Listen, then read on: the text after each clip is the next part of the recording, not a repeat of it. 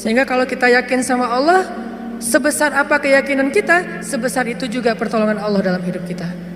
Kalau kita pengen ngelihat keajaiban dalam hidup kita, berarti keyakinan kita kepada Allah harus ajaib. Kok kamu tenang-tenang aja sih? Kan ada Allah. Ya sih ada Allah, tapi kan, nah yang bilang tapi, maka tidak akan pernah melihat keajaiban dalam hidupnya. Yang bilang cuman, yang bilang alasan-alasan yang banyak, berarti dia nggak bakalan pernah ngelihat hal-hal yang ajaib terjadi dalam kehidupannya.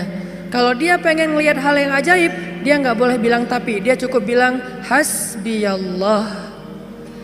Cukup buat saya Allah. Maka terjadilah keajaiban dalam hidupnya. Kok nggak ada kejadian keajaiban dalam hidup dia? Padahal dia udah sering bilang hasbiyallah. Kita nggak tahu, dia tahu. Kita nggak ngerasa, dia yang ngerasa. Ada teman kita nih lagi diuji dengan ujian yang sangat berat, sakitnya parah. Tapi lisannya selalu berzikir, hasbiyallah, hasbiyallah, Allah syafi, wa idza maritu fahuwa yashfin. Dia terus memuji Allah. Kita yang ngedengar bertanya, dia tuh udah sering berzikir loh, kok sakitnya belum sembuh-sembuh juga? Suka gitu kan? Dia itu udah sering berzikir loh, kok hutangnya belum lunas-lunas juga? Dia itu udah sering berzikir loh, kok masih jomblo juga? Ada yang ngerasa kayak gitu? Karena kita nggak ngerasa apa yang dia rasa setelah berzikir. Ternyata kadang Allah menolong seseorang itu bukan dengan mencabut masalahnya. Yang lebih hebat lagi, Allah menolong seseorang dalam masalah dengan cara menguatkan hatinya dalam menghadapi masalah. Masalahnya nggak diangkat sama Allah, tapi hatinya dikuatkan. Sehingga dia tidak pernah mengeluh, nggak pernah berputus asa, nggak pernah menjadi orang yang lemah, kemudian pundung kepada Allah, enggak. Berarti Allah sudah menolong hatinya. Dan buat dia, itu kadang lebih baik daripada kita yang hanya menonton dari luar. Kenapa dia masih bertahan? Kenapa dia masih kayak wajahnya kayak nggak kesakitan? Kenapa dia kayak nggak pernah ngeluh? Kalau kita jenguk dia ke rumah, dia nggak pernah ngeluh. Justru kita yang ngeluh. Justru kita yang malu karena merasa kita lebih banyak mengeluh daripada dia. Lihat aja saudara-saudara kita yang sedang diuji oleh Allah di Syam, di Suriah. Apakah Allah mencabut peperangan dari sana sehingga mereka tiba-tiba merdeka lagi seperti dulu tahun 2000-an? Enggak. Terus apakah Allah nggak nolong orang Suriah? Nolong banget. Gimana cara Allah menolong orang Suriah? Dikuatkan hati mereka. Mungkin kalau kita berada di posisi yang sama, dari dulu kita udah putus asa tuh. Berat banget kan ujian di Suriah? Anak kecil yang harus jadi ayah dan ibu buat adiknya yang masih kecil. Padahal dia juga masih SD, tapi udah jadi orang tua buat adiknya. Anak kecil yang tangan dan kakinya putus karena tertimbun dengan reruntuhan bangunan, lalu harus diamputasi, harus dijahit lukanya tanpa ada obat bius. Apa yang dia baca dan menahan rasa sakit? Dia baca Al-Quran. Lagi dijahit nih, lukanya yang menganga, dijahit, nggak pakai obat bius. Biusnya apa? Membaca Al-Quran. Apakah kita bisa membius diri kita dengan membaca Al-Quran? Bisa, bius total. Begitu baca Quran, ngantuk langsung ya. Kalau bius lokal belum bisa, bius total ya. Duh nggak bisa tidur, terus ngapain? Dengerin Al-Quran, langsung tidur. Kalau sahabat Nabi dengar Al-Quran nggak bisa tidur. Kalau kita nggak bisa tidur, dengar Quran. Kebalikan dari sahabat Nabi. Umar tuh kalau lagi malam baca Quran pasti nggak bisa tidur. Kita kalau nggak bisa tidur pasti baca Quran langsung tidur. Kadang-kadang baca Qurannya baru Bismillah udah tidur. Apalagi di dalam sholat. Kalau imamnya bacanya panjang, itu obat bius banget tuh. Langsung pada tunduh kan ya. Begitu kita dengar bacaan Al-Quran. Apa yang membuat mereka kuat? Pertolongan Allah. Saat dijahit lukanya, mereka baca Bismillahirrahmanirrahim, Alif Lam Mim, sambil dijahit. Dzalikal kitabu la raiba fihi hudal lil muttaqin. Dijahit lagi dijahit. Dan bukan satu luka, ada beberapa luka di sekujur tubuhnya. Alladzina yu'minuna bil ghaibi wa yuqimunas salata wa mimma razaqnahum yunfiqun. Coba lihat. Itulah pertolongan Allah untuk anak-anak ini. Allah tidak mengangkat luka mereka, Allah tidak mengangkat kezaliman dalam kehidupan mereka, tetapi Allah menguatkan hati mereka, dan itulah penjagaan Allah kepada mereka. Sedangkan orang yang tidak dikuatkan hatinya, baru juga diputusin sudah bunuh bunuh diri, gagal pula. Kalau bunuh diri berhasil masih mending, bunuh diri gagal lah gitu. Loncat dari jembatan kesangkut misalnya, gak enak banget kan ya. Ada dulu yang pengen bunuh diri karena ditolak sama ceweknya. Kebetulan di depan rumah ceweknya itu ada truk lagi berhenti, terus dia balapan, sengaja nabrakin dirinya ke truk yang lagi berhenti, tepat di depan rumah ceweknya. Kenapa? Pengen nunjukin ke ceweknya, aku gak bisa hidup tanpa kamu. Coba. Kenapa bisa kejadian kayak gini? Karena hatinya tidak dikuatkan. Kenapa ada orang yang berkali-kali diputusin, tetap aja datang lagi. Kuat banget tuh hatinya. Berkali-kali diputusin, datang lagi. Bukan datang ke yang lain, datang ke yang sama. Sampai orang yang putusinnya, yang putus asa memutuskan, akhirnya menerima. Nah, di sini berarti bukan soal layak dan tidak, soal siapa yang paling sabar ya. Kan kata Umar bin Khattab, rahasia kemenangan dalam satu pertarungan, ini yang ngomong jawaranya ya, Umar bukan saya. Kalau saya mungkin bukan petarung, kalau Umar kan petarung. Dia ngomong apa? Rahasia kemenangan dalam satu pertarungan bukan teknik, bukan kekuatan fisik, tapi ketahanan, kesabaran. Siapa yang paling sabar, dia yang akan menang. Siapa yang paling sabar sampai ronde 10, maka dialah yang menang. Begitu juga dalam kehidupan, siapa yang paling kuat, dialah yang akan sukses, yang paling sabar. Ternyata kadang Allah menolong kita bukan dengan cara buat hidup kita gak ada masalah. Justru kadang masalah itu kuliah buat kita. Masalah itu nyantri buat kita. Masalah itu kursus buat kita, biar kita mengerti kebaikan. Mengerti artinya menjadi orang yang tangguh, tapi Allah kuatkan hati kita. Sehingga kita berbaik sangka. Ihfazillah yahfazka. Jaga Allah, Allah jaga kamu. Berbaik sangka kepada Allah. Misalnya lagi ada musibah, oh kayaknya Allah mau ganti yang lebih baik nih. Kayak gitu. Ada musibah langsung berbaik sangka, Allah mau ganti yang lebih baik. Istri saya tuh salah satunya, dan beliau aktivis mengurus pasien-pasien kanker yang kurang mampu di Bandung. Jadi kita punya namanya rumah teduh, menampung ada sekitar 6 rumah, menampung lebih dari 70 pasien, termasuk ada yang dari Garut, dari Tasik, dari pelosok-pelosok. Bahkan ada yang dari Garut bagian selatan yang kemarin sempat kita anterin, udah meninggal pakai ambulan. Dari Bandung ke rumahnya itu 12 jam. Karena pertama udah sampai di jalan raya harus digotong, gak bisa naik mobil ke atas, ke bukit gitu. Gotongnya aja sejam. Kalau pakai motor nggak mungkin kan, bawa tandu kan, pakai motor nggak mungkin ya. Tapi kalau teman-teman anak-anak motor kayaknya bisa nih ngetrik ya, bawa. Kalau kita nggak bisa akhirnya ditandu sejam naik ke atas tuh. Nah, kemarin ada kejadian di salah satu rumah teduh untuk nampung pasien-pasien yang kurang mampu bersama keluarga mereka. Ada satu pasien nyamar. Dia pura-pura sakit, terus tinggal di situ sehari. Tiba-tiba malam hari dia hilang, semua HP keluarga pasien diambil, dibawa lari. Mencuri HP pasien kanker kurang mampu, coba kurang apa dosanya tuh? Mencuri HP, nyopet HP orang di mall masih mending, dosa lah, tapi nggak dosa segede itu ya, nggak berlipat-lipat. Ini dosanya apa? Mencopet, mengambil HP keluarga pasien kanker kurang mampu. Yang di HP itu satu-satunya alat untuk komunikasi, ngurus pengobatannya. Kita nelpon mereka juga di situ, nelpon dokter lewat HP itu, diambil sama dia. Hilang sekitar 5 HP, 5 pasien. Langsung kita coba snapgram di sosial media. Dalam hitungan jam Allah ganti HP yang lebih bagus, jumlahnya 2 kali lipat. Itu juga kita stop, kalau enggak mungkin 10 kali lipat jumlahnya, bisa jualan HP itu. Kita taruh instastory, kita butuh HP nih, ada 5 pasien kita yang kehilangan HP dalam satu musibah, mudah-mudahan Allah ganti yang lebih baik. Ternyata langsung pada ngejapri, saya ganti. Bukan HP bekas, HP baru yang harganya mungkin lebih mahal berkali-kali lipat dari yang hilang. Dan jumlahnya berkali lipat dari yang hilang. Hilang 5, yang udah terkumpul dalam hitungan 1 jam 10. Itu langsung kita stop, kalau enggak bisa 100 tuh. Lumayan kan, bisa buka lapak lagi tuh. Nah ternyata benar kalau kita berprasangka baik ke Allah, akhirnya mereka pas dikasih HP yang baru bingung, Pak nih gimana cara memakainya nih? Karena HP yang mereka selama ini kan yang HP hitam putih yang agak gede yang bisa ngelemparin maling ya. Sekarang HP-nya slim, warna, bisa selfie.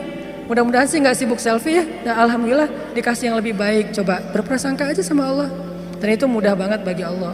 Saya juga pernah hilang HP. Malam-malam mau ada acara tahajud bareng. Bangun tidur karena udah telat bangunnya. Acara tahajud jam 2, saya bangun di rumah jam 2. Kan telat banget tuh, berangkat ke tempat masjidnya setengah jam paling cepat. Akhirnya karena panik, saya ambil HP, jatuh.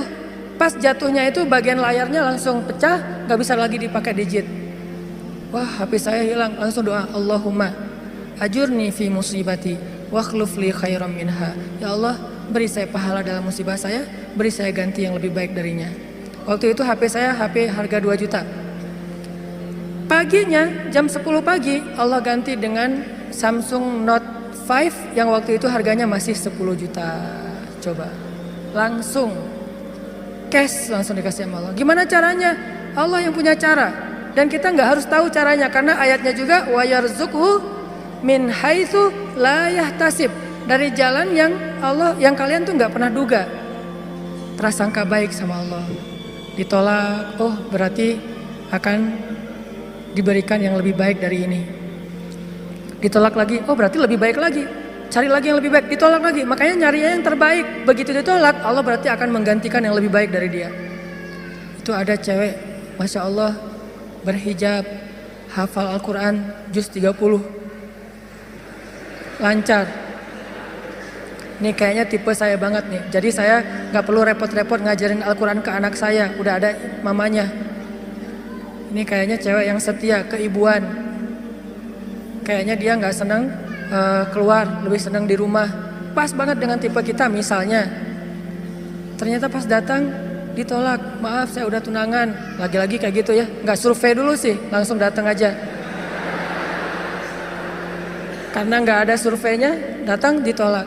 Oh mudah-mudahan dikasih yang tadi juz 30. Karena ditolak dikasih yang 30 juz. Tapi sekarang masih juz 30 juga bertahap. Pas sudah nikah nanti dia hafal Quran jadi 30 juz. Bisa kayak gitu, bisa banget. Kerjaan, ada satu kerjaan yang kita gak berhasil, satu usaha nih. Lagi mulai usaha kecil, modal 1 juta usaha. Ternyata ada yang gak jujur, kita ketipu, gagal. Jangan langsung berburuk sangka ke Allah, apa maunya lagi Allah nih. Saya kan melakukan usaha ini gara-gara saya meninggalkan riba. Masa saya meninggalkan riba tapi malah makin sulit? Kayaknya Allah gak rela ya, saya mau hijrah. Ya udah deh saya balik lagi, malah saya juga sama Allah. Kayak gitu kan? Berarti kita sudah berburuk sangka kepada diri kita sendiri. Harusnya, oh Allah gak mau ngasih saya rezeki yang receh kayak gini nih. Makanya dibikin ini ada masalah dikit, dikasih rezeki yang lebih besar. Usaha lagi. Dari mana? Kan udah habis modalnya. Bukankah Allah maha kaya? Bukankah Allah alam yajidka yatiman fa'awa wa wajadaka dhallan fahada wa wajadaka ailan fa'aghna. Tinggal kita yakin aja dan berbaik sangka kepada Allah. Makin yakin dan makin berbaik sangka, makin Allah nunjukin hal-hal yang ajaib dalam hidup kita. Saya sering cerita, pasti teman-teman mungkin sebagian pernah dengar di YouTube.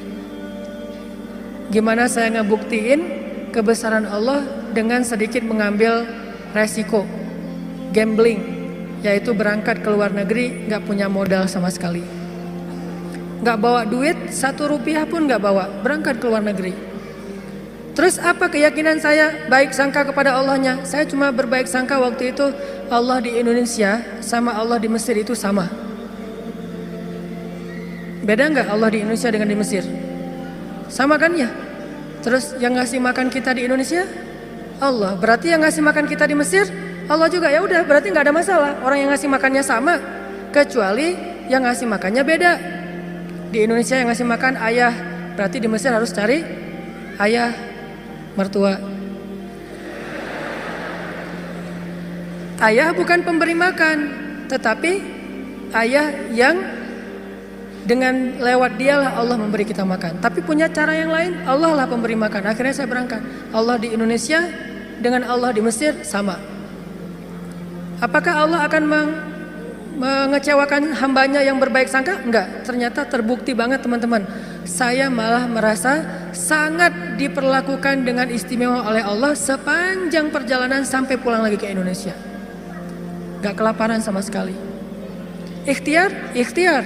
Cuman kadang kita ikhtiar habis-habisan, kalau Allah mengatakan tidak ya tetap aja gak bisa.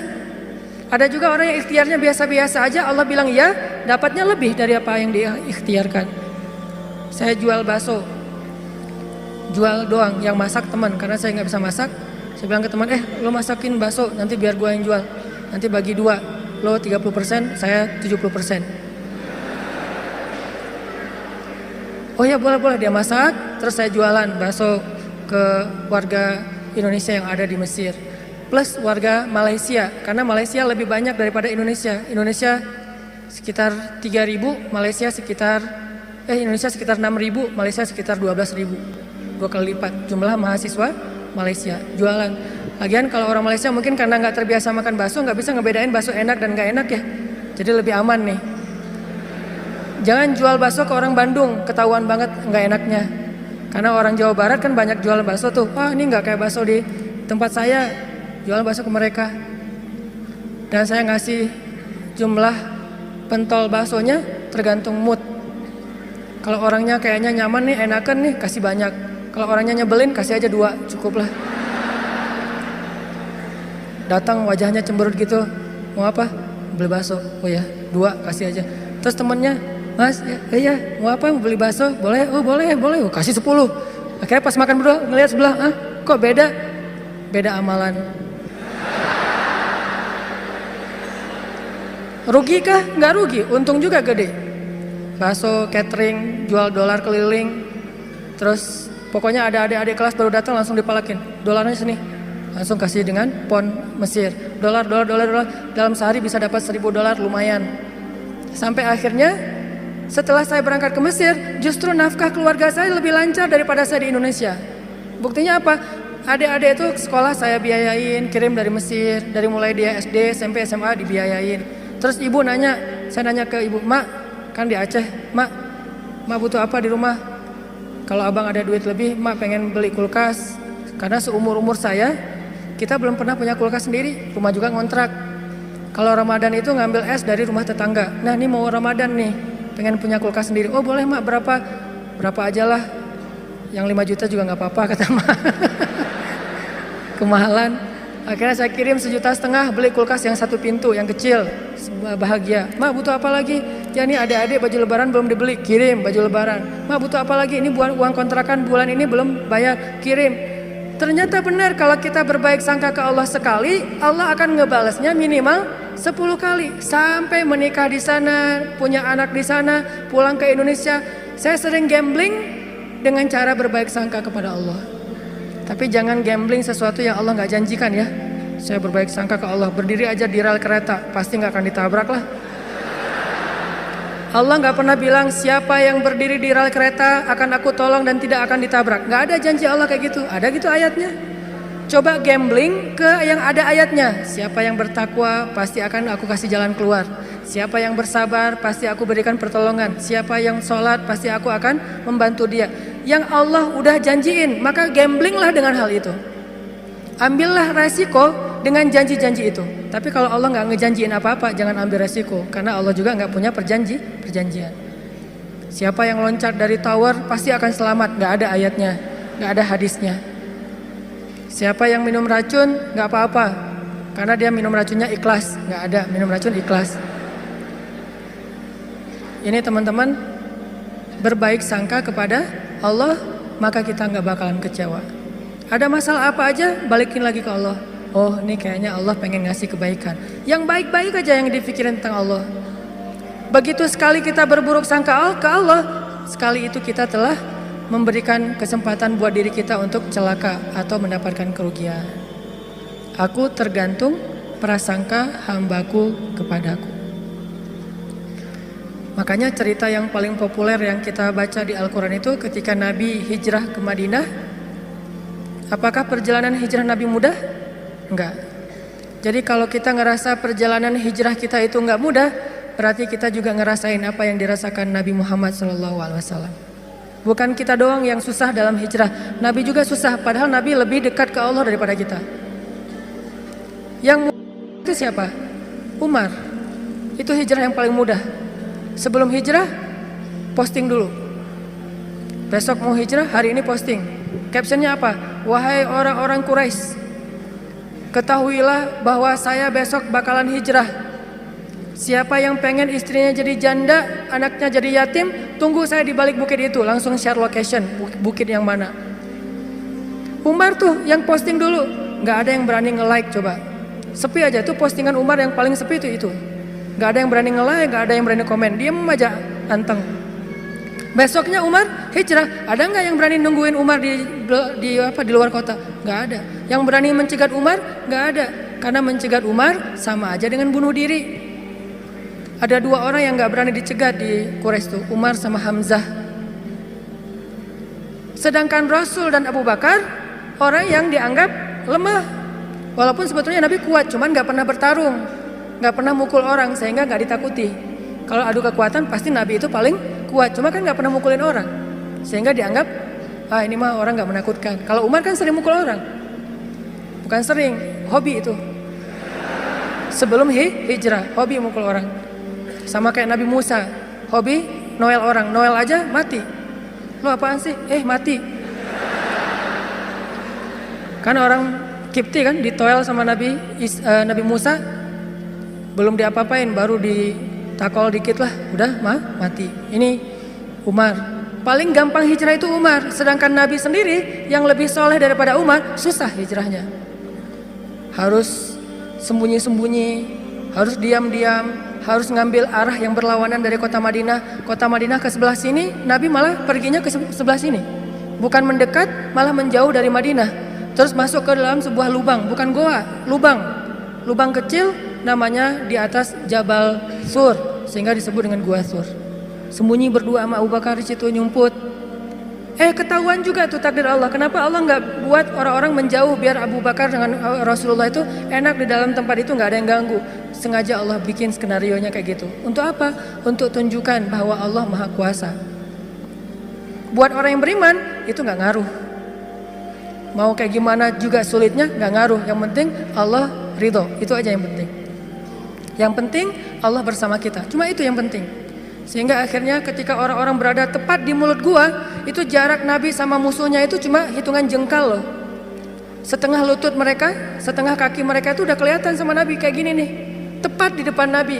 Sampai Abu Bakar berbisik ke Rasulullah, "Ya Rasulullah, kalau mereka ngelihat ke bawah, pasti mereka akan menemukan kita. Gimana nih?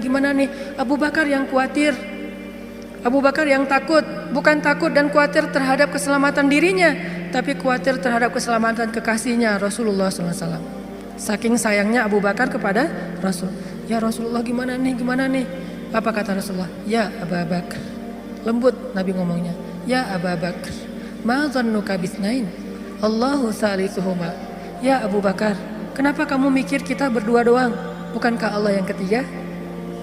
Jadi kalau kita merasa sendiri, kenapa kita berpikir kita sendiri? Bukankah Allah yang kedua? Kalau kita merasa sedikit, kenapa kita berpikir sedikit? Bukankah Allah itu punya banyak pasukan yang diturunkan dalam perang Badar, perang Ahzab dan yang lainnya? Ma dhannuka bisnain? Allahu salisuhuma. Kenapa kamu mikir cuma berdua padahal Allah yang ketiga? La tahzan, innallaha ma'ana. Jangan khawatir ya Abu Bakar, Allah bersama kita. Setelah Rasulullah ngomong kayak gitu, apa yang terjadi? Apakah musuh kemudian menemukan mereka? Tidak. Gimana cara Allah memalingkan mereka? Allah palingkan hati dan pikiran musuh. Gak kepikiran ngelihat ke bawah, gak pengen juga ngelihat ke bawah. Ini cara Allah nih. Kalau ada berita bahwa di situ ada laba-laba, ada merpati bikin sarang, itu masih kontroversi di antara ulama. Ada ulama mengatakan itu benar, ada ulama mengatakan itu dhaif. Allahu alam. Tapi yang pasti Allah memalingkan mata, pikiran dan hati musuh dari melihat ke arah Rasul dan Abu Bakar. Itulah pertolongan Allah. Bukan ketemu terus tarung, musuh kalah. Gak usah serepot itu. Allah gak mau juga ngerepotin hambanya. Allah cuma pengen nunjukin kebesarannya aja. Dibuat musuh datang sampai sedekat mungkin, ukurannya cuma beberapa sentimeter, tapi dalam kedekatan yang luar biasa itu Allah tunjukin mereka tidak bisa ngapa-ngapain. Dipalingkan aja wajahnya. Ngelihat ke semua sisi dilihat tapi ke bawah enggak. Kan enggak masuk akal kan? Kenapa bisa kayak gitu? Inilah kebesaran Allah. Padahal harusnya ngelihat ke semua sisi termasuk lihat ke bawah ada orang enggak di dalam lubang-lubang itu. Enggak kepikiran sama sekali. Apakah satu orang musuh? Ada puluhan musuh. Dan puluhan musuh itu tidak satu orang pun yang berpikir untuk ngelihat ke dalam lubang itu. Satu orang pun enggak berpikir. Begitulah cara Allah menolong kita. Allah bisa buat semua hati sayang kepada kita sehingga Allah angkat derajat kita. Allah mengangkat derajat seseorang, merendahkan yang lain. Tiba-tiba semuanya jadi simpatik sama kita, respect sama kita. Mudah banget buat Allah. Dan kita melihat itu dalam banyak kejadian dalam kehidupan kita. Ada orang yang tiba-tiba muncul, ada orang yang tiba-tiba tenggelam, dan itu cara Allah. Ada yang orang tiba-tiba Allah buat dia terkenal, tiba-tiba orang dihindarkan dari semua orang, tinggal sendiri. Itu sangat mudah buat Allah. Makanya berbaik sangkalah kepada Allah dalam semua urusan. Sehingga ketika kita berbaik sangka kepada Allah, Allah akan memperlakukan kita seperti apa yang kita persangkakan. Jaga Allah, Allah jaga kita. Itu satu. Hari ini dua aja nih. Gimana maksud jaga Allah sehingga Allah jaga kita? Satu, berbaik sangka. Kedua, arti jaga Allah, Allah jaga kita ada di Al-Baqarah. Fadhkuruni azkurukum.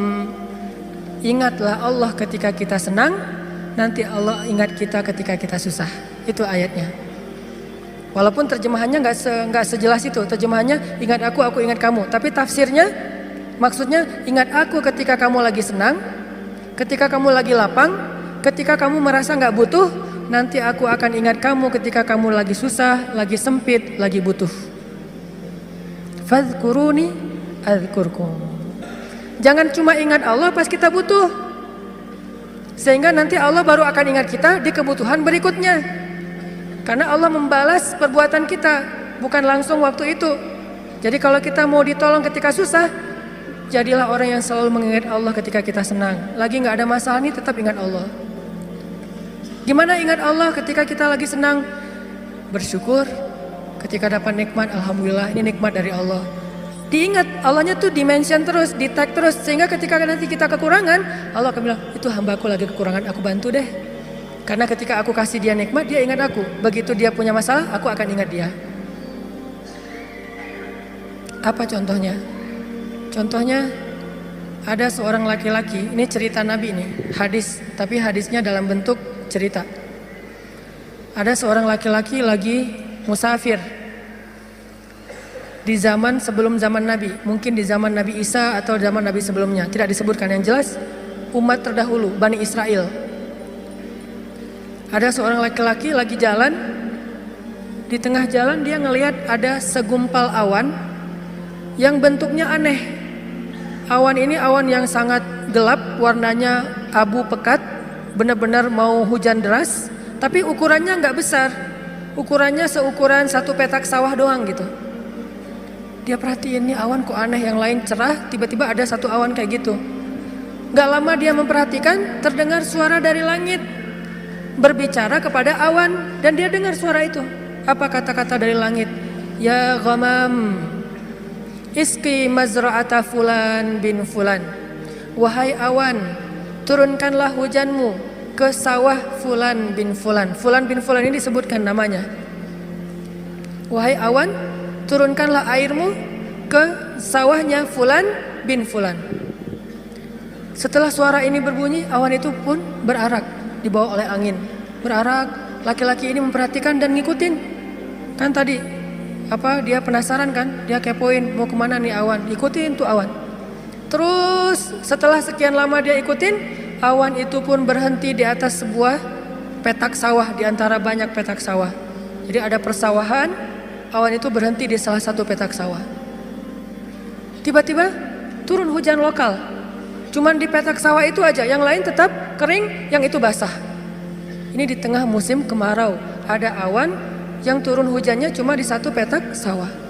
Diperhatiin, aneh juga nih hujan lokalnya. Sampai akhirnya awannya hilang, hujannya reda.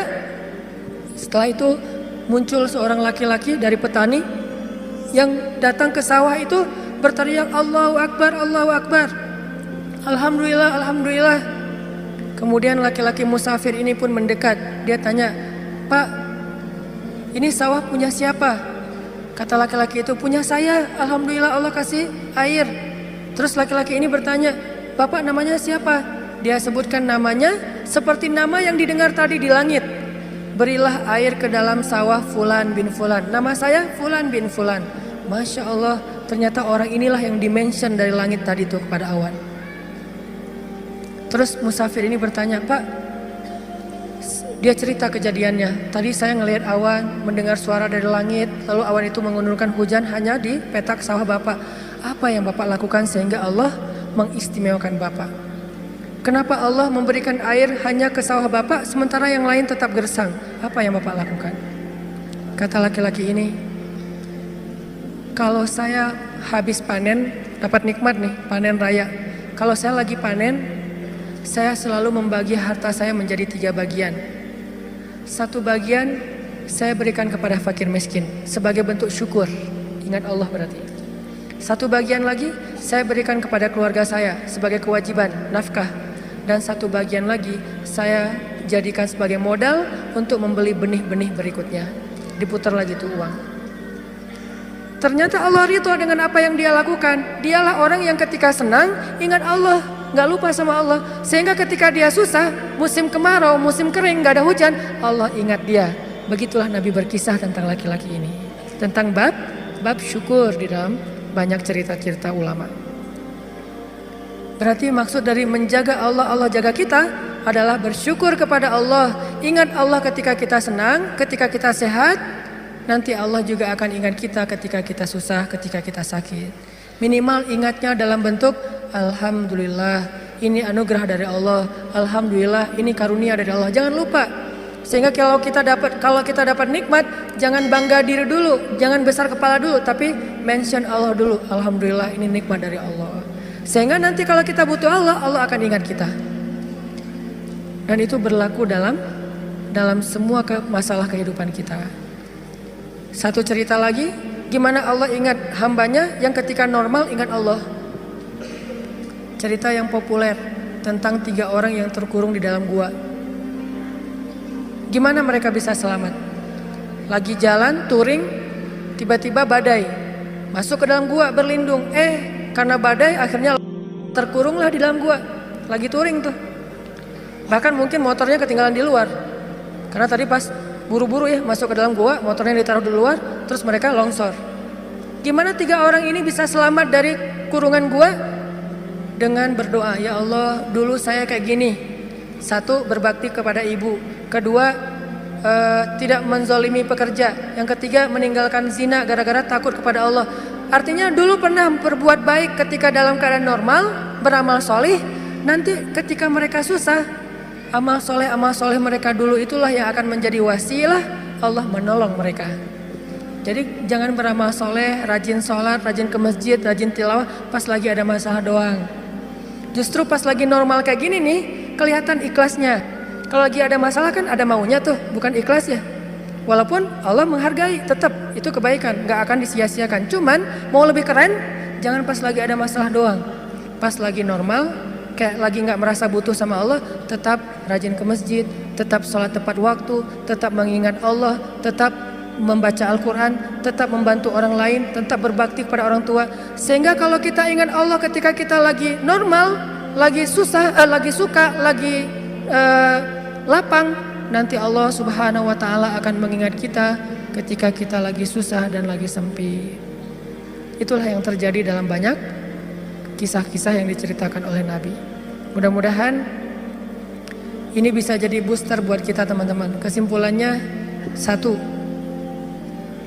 satu-satunya berbuat baik atau habis-habisan yang gak bakalan dikecewain itu adalah habis-habisan kepada Allah. PDKT yang gak bakalan kecewa itu PDKT-nya kepada Allah. Telepon yang gak bakalan di-reject itu telepon Allah. Japri yang gak bakalan diantepin, japri ke Allah satu-satunya. Kalau yang lain bisa aja kita dicuekin. Kenapa? Mungkin dia sibuk, mungkin dia lupa, mungkin. Tapi kalau Allah enggak. Kedua, Maka dari itu coba kita jaga hubungan kita dengan Allah. Siapa yang menjaga Allah, Allah jaga dia. Satu, arti menjaga Allah adalah berbaik sangka kepada Allah. Allah juga akan berbaik sangka kepada dia. Dua, ingat Allah ketika kita senang, nanti Allah akan ingat kita ketika kita susah. Ketiga, sebagai penutup, arti berbaik sangka kepada Allah. Allah berbaik sangka kepada jaga Allah, Allah jaga kita. Sedikit lagi ini penting. Ridholah dengan nikmat yang sedikit, maka Allah akan ridho dengan amal yang sedikit. Memangnya amal kita banyak. Man radhiya bil qalil, kata Nabi, radhiyallahu bi qalilim min amalih. Siapa yang ridho dengan nikmat Allah yang sedikit, menurut dia sedikit, maka nanti Allah juga akan ridho dengan amalnya yang sedikit. Salat kita yang pas-pasan, ibadah kita yang pas-pasan, tilawah kita yang pas-pasan, Allah ridho. Kenapa Allah ridho? Padahal cuma pas-pasan, karena kita juga ridho dengan nikmat Allah di dalam kehidupan kita yang kadang menurut kita sedikit, padahal sesungguhnya banyak. Mudah-mudahan ini jadi penyemangat buat kita untuk terus mendekat kepada Allah Subhanahu wa taala. Jangan kecewain Allah, maka Allah gak bakalan ngecewain kita. Kenyataannya sering kita ngecewain Allah, Allah juga belum ngecewain kita. Tapi Allah punya batasan. Kalau kita terus-terusan kayak gitu, nanti akan datang janji Allah membalas suatu keburukan sesuai dengan perbuatan yang buruk itu. Auzubillahi min dzalik. Barakallahu li wa lakum. Wassalamualaikum warahmatullahi wabarakatuh.